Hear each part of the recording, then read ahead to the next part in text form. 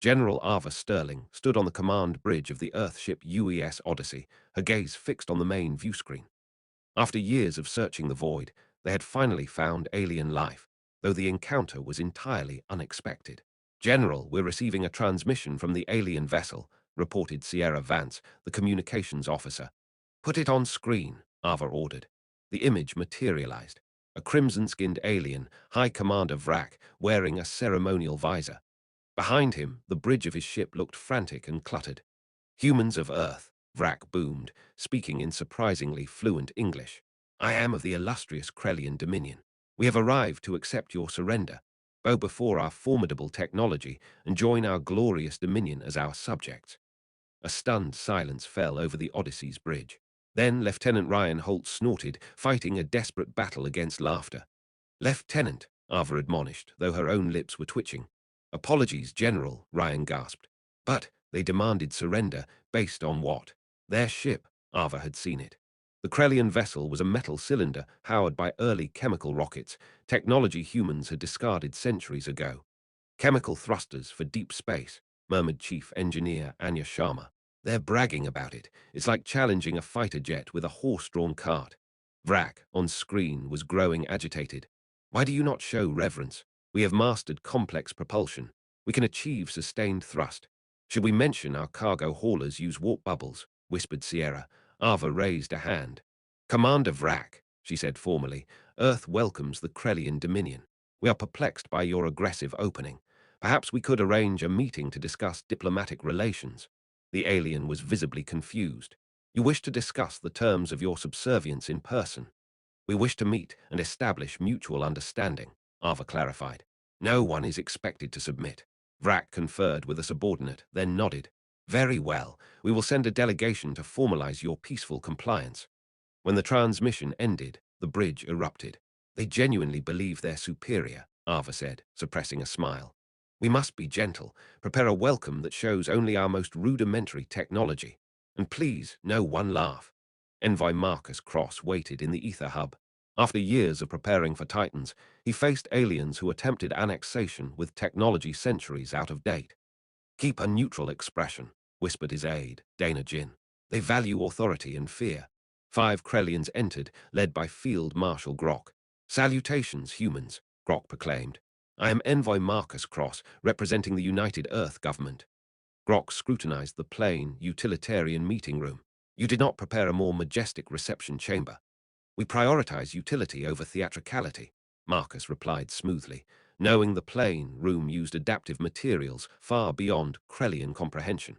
We are here to finalize your planet's integration into our glorious dominion. We hold sway over 4 entire planetary bodies. Marcus gave a slight nod. That is certainly an achievement. Perhaps you could elaborate on your dominion's history while we share refreshments. The Krellians were baffled. You demonstrate no apprehension regarding our military superiority, stated Scholar Trin. We prefer establishing trust before discussing politics, Marcus said. When the refreshments arrived, the Krellians scanned them nervously. It is non-toxic, Trin announced, shocked. Did you expect us to poison our guests? Dana asked, unable to hide her surprise. In our experience, Trin replied awkwardly, weaker species often resort to covert tactics. As the meeting continued, the Krellians spoke proudly of their advanced combustion engines and limited nuclear power. Perhaps tomorrow we could give you a tour of a few of our facilities, Marcus suggested. A cross-cultural exchange would be invaluable. Yes, Grok agreed, his voice regaining some certainty. We desire to observe the inferiority of your technology compared to ours. After the aliens left, Marcus looked thoughtful. They are utterly oblivious. Our challenge is to reveal the truth without triggering a complete cultural collapse. Chief Engineer Anya Sharma guided the Krellian visitors through Site Delta, a basic resource recycling hub. This is one of our standard production centers, Anya explained, gesturing to the floor where robotic arms moved silently. These machines, they operate themselves, asked Scholar Trin. They're basic autonomous workers. Standard for 50 years, Anya said with a shrug. They reached a chamber where tools were being synthesized from vapor. This is a simple molecular assembler, Anya explained. It builds objects molecule by molecule. Most human homes have smaller versions. Trin pressed his face to the glass. You can structure objects at the molecular level. Standard curriculum since grade school, Anya replied casually. Field Marshal Grock spoke up, his voice tight. If this is your ordinary technology, what do your weapons systems look like? We don't really manufacture weapons anymore, Anya smiled. Earth unified decades ago. As they moved toward the transit hub, a technician simply materialized on a silver plate. Did that human simply materialize? Gasped Trin. That's just a short-range mass relay, Anya explained. For longer distances, we use the gravity skips. She led them to a window. A sleek shuttle accelerated upward at impossible speed, vanishing in moments. That vessel will reach our Mars colony in under 15 minutes. Grok dropped his weapon. His face turned a mottled purple. I believe, Trin said carefully, that we have been operating under several profound misunderstandings.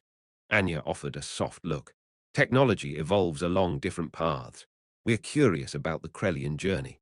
When they saw the medical center and heard about life extension trials, Grok finally asked, why did you not simply annihilate our ship when we issued our ultimatum?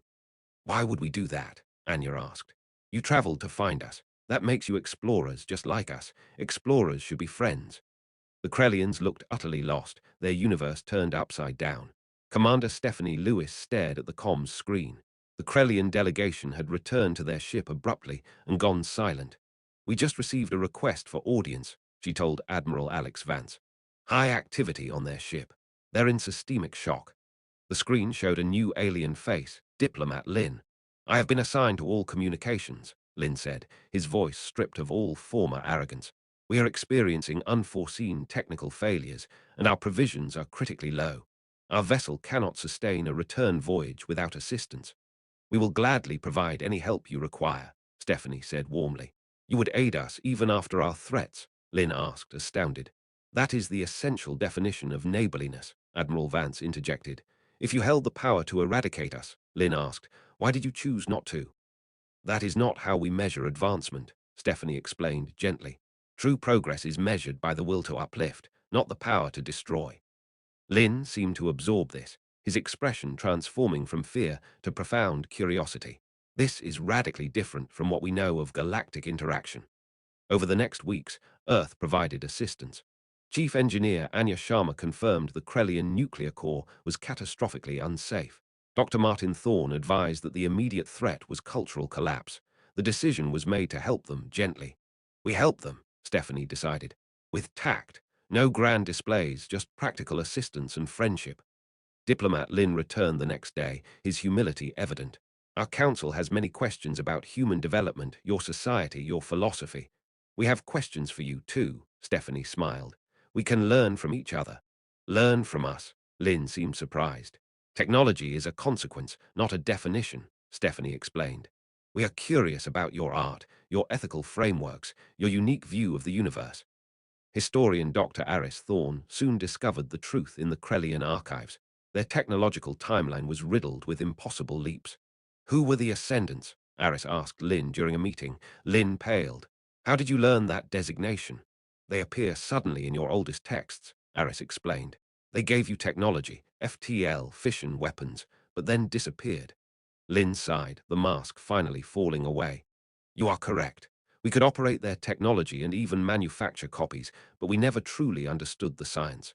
Our entire Dominion ideology is based on the lie that the Ascendants chose us because we were inherently superior. That explains the gaps, Aris said. You were using tools you didn't earn. Humans advanced slowly because we had to solve every problem ourselves. That struggle built a comprehensive knowledge base. Lin looked up, his face filled with genuine hope. Our former leaders feared if the people knew the truth, the Dominion would fall. And now we face a choice. Continue the lie or learn to truly understand the universe. Do you believe humans would be willing to teach us the absolute basics? I think that is precisely what neighbors do, Aris smiled. Help each other grow. 3 months later, General Arva Sterling stood at the Ether Hub's viewport. The Krellian ship had been fully upgraded, with a clean fusion reactor and new systems. Diplomat Lin and Scholar Trin approached her, their uniforms now simple and functional. We wanted to extend our deepest gratitude before our departure, Lin said. No thanks needed. That is friendship, Arva replied. Envoy Marcus Cross presented Lin with a data chip. This contains our core foundational education package, mathematics, physics, chemistry. the essential knowledge needed to truly understand how technology works. This is of greater value than any engine, Lin said, reverently holding the chip. What is the plan upon your return? Ava asked. The truth has spread, Trin admitted. Some are angry, but many are desperate to learn real science. Our council voted to restructure. We are now the Krellian Cooperative. Our mission is to share knowledge, not conquer. Grok has taken the title of Chief Archivist, Lin smiled. It suits him. Ava led them to the launch bay. Written on the side of the Krellian ship in both languages was a new name, the Unity Spire. Your vessel is the first in history to carry a joint human and Krellian crew, Marcus explained, as 3 human volunteers, teachers and scientists, boarded the ship. You could have destroyed us or humiliated us for our arrogance, Lin said, deeply moved. Instead, you showed us patience and taught us humility. Sometimes the most powerful force against empire is laughter, Ava said. She watched as the Unity Spire pulled away, its new fusion engines glowing with clean power. It activated its FTL drive, now understood by its crew, and vanished. The would-be conquerors had become enlightened collaborators, and humans had affirmed a timeless truth. True progress comes not from the power we wield, but from the kindness with which we share knowledge.